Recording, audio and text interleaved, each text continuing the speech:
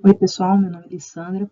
Hoje vamos conversar um pouquinho sobre um assunto bastante interessante, um tema que foi recentemente julgado pelo STF, que impactou positivamente a vida das empresas, na medida em que houve uma redução da carga tributária, e impactou de forma negativa os governos, na medida em que houve uma perda de arrecadação de tributos. Que vocês entendam um pouquinho por que o STF excluiu o ICMS da base de cálculo do PIS e COFINS. O motivo foi o seguinte: o ICMS, para o STF, não é considerado uma receita propriamente dita. O ICMS, para o STF, é apenas um ingresso provisório desses recursos que serão repassados integralmente aos fiscos. Essa decisão do STF ela é válida para empresas que adotam o Simples Nacional, lucro presumido ou lucro real? Vejam só, lembram que no lucro presumido, a base de cálculo para a apuração dos tributos é um lucro obtido de forma presumida pelas empresas? Então, nesse caso, o ICMS não é uma receita, então ele não faz parte do faturamento das empresas, do lucro dessas empresas. Então, ele não vai integrar a base de cálculo para a apuração do PIS e COFINS. Então, empresas que se enquadram nesse regime tributário, elas se beneficiam sim dessa decisão do STF. Com relação às empresas que adotam o lucro real como regime tributário, elas utilizam como base de cálculo para a apuração dos seus tributos o lucro efetivamente obtido durante todo o período de apuração.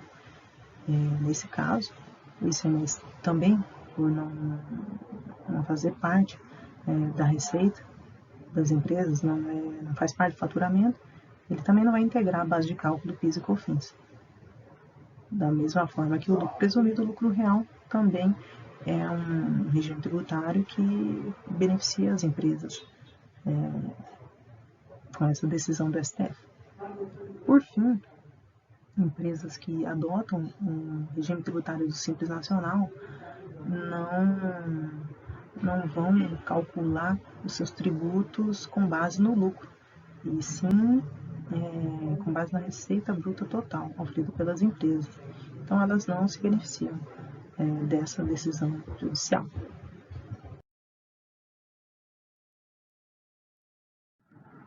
Certo, pessoal.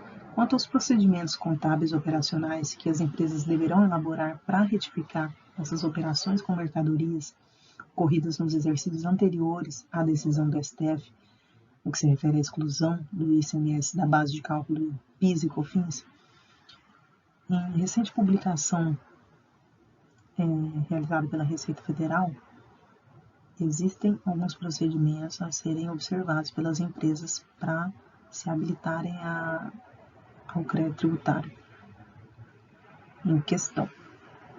Inicialmente, as empresas necessitarão apurar o cálculo, identificando o ICMS destacado da nota fiscal de todo o período em questão, aplicando a alíquota correspondente ao regime tributário em que se enquadram essas empresas, se é lucro presumido ou o lucro real.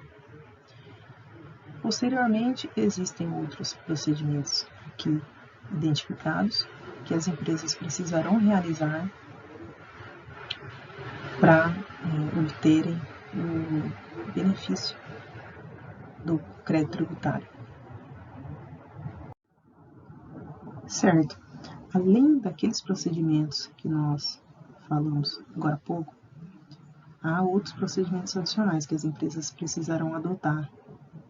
De forma resumida, as empresas precisam realizar declarações certificadoras nos sistemas informatizados específicos, além de requerer junto à Receita Federal, podendo se dar de forma eletrônica, a habilitação ao crédito tributário mediante restituição ou compensação desses tributos recolhidos maior ou indevidamente.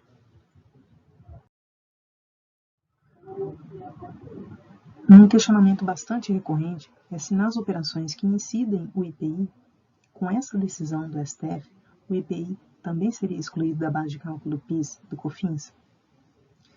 Vejam só, pessoal, O IPI, ele é um recurso que ele ingressa definitivamente os cofres das empresas. Ele é sim considerado receita. Portanto, ele integra, de fato, a base de cálculo do PIS e do COFINS.